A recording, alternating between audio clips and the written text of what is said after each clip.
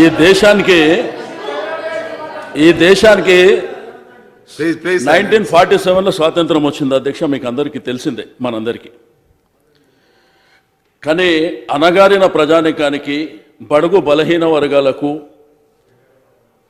మరి తెలంగాణ రాష్ట్రంలో ఈ యొక్క తెలంగాణ రాష్ట్రం వచ్చిన తర్వాత మనందరికీ స్వాతంత్రం వచ్చిందని చెప్పి సభ ద్వారా తెలియజేస్తున్నాను అధ్యక్ష. ఈ విషయం ఎందుకు చెప్తున్నా అంటే అధ్యక్ష, చూసినాం 150% కంటే ఎక్కువ మంది బలహీన వర్గాలు ఉంటే ఏదో బిచ్చం వేసినట్టు చాలా సందర్భాలలో.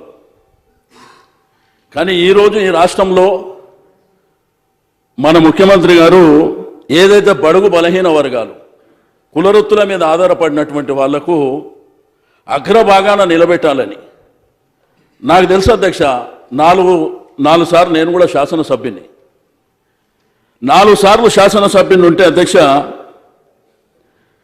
చేపల గురించి కానీ, పాల గురించి కానీ, ఆవుల గురించి కానీ, గేదెల గురించి కానీ శాసనసభలో చర్చ జరిగినట్టు చరిత్రలో లేదు అధ్యక్ష.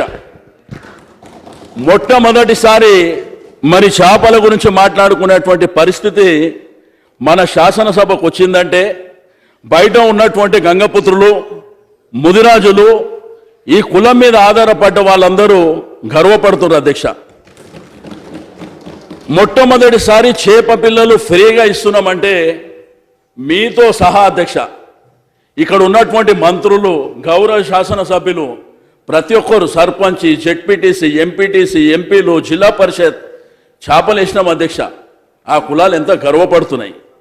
నేను ఈ విషయం ఎందుకు చెప్తున్నా అంటే అధ్యక్ష, మనకందరికీ తెలుసు ఈరోజు రాష్ట్రంలో ఉన్నటువంటి బడుగు బలహీన వర్గాల గురించి దేశంలో ఎక్కడైనా ఆలోచిస్తున్నో లేదో కానీ మన ముఖ్యమంత్రి గారికి నేను మనస్ఫూర్తిగా అభినందనలు తెలియజేస్తున్నాను అధ్యక్ష.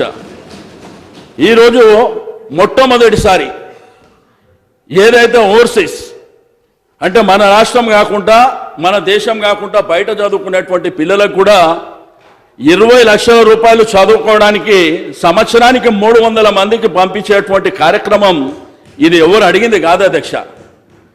మరి అదేవిధంగా ఈరోజు ఒక బీసీ కమిషన్ ఏర్పాటు చేయడమే కాకుండా, మీ గతంలో తెలుసు అధ్యక్ష, ఎస్సీ మరి అదేవిధంగా ఎస్టీలకు కళ్యాణ లక్ష్మి కార్యక్రమాన్ని 51,000 రూపాయలు ఇస్తా అంటే ఆ డిమాండ్ బీసీ కమ్యూనిటీకి సంబంధించిన వాళ్ళు ఎవరు అడగలేదు అధ్యక్ష. కానీ మన ముఖ్యమంత్రి గారు ఈ సంవత్సరం నుంచి కూడా బడుగు బలహీన వర్గాలకు సంబంధించినటువంటి పిల్లలకు నేను పెద్దన్నగా ఉంటా అని చెప్పి వాళ్ళకు కూడా కార్యక్రమాన్ని పెట్టడం మనం చూస్తున్నాం అధ్యక్ష.